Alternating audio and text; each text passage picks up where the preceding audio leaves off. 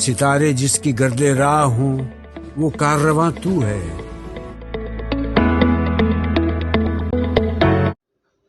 بسم اللہ الرحمن الرحیم. السلام علیکم. میں ہوں آپ کی اردو کی ٹیچر ہما دستگیر. گریڈ 3 میں آپ سب کو خوش آمدید. گریڈ 3 آج ہم کہانی کرنے جا رہے ہیں کچھوا اور خرگوش. یہ آپ کی اردو کی درسی کتاب میں موجود ہے صفحہ نمبر 26 پر. جی، اس کہانی کے سوال جواب ہم کریں گے. کہانی ہم پڑھ چکے ہیں.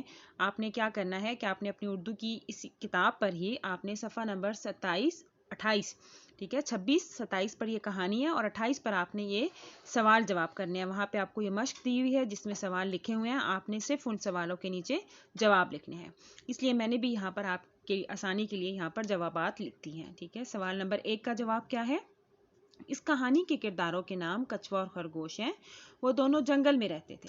ٹھیک ہے، یہ جواب ہے سوال نمبر 1 کا.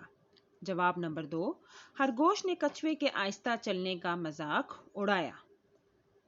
سوال نمبر 3، دوڑ شروع ہوئی تو خرگوش 2 چھلانگوں میں آگے نکل گیا. ٹھیک ہے، یہ جواب ہے سوال نمبر 3 کا. جواب سوال نمبر 4، خرگوش یہ سوچ کر سو گیا کہ کچھوا بہت آہستہ چلتا ہے.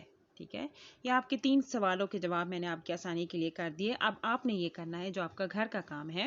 اسی کتاب پر اسی صفحے پر آپ نے سوال نمبر 5، 6 اور 7 کا جواب جو ہے خود اپنے الفاظ میں لکھنا ہے. ٹھیک ہے، اور یہ ہے آپ کا گھر کا کام.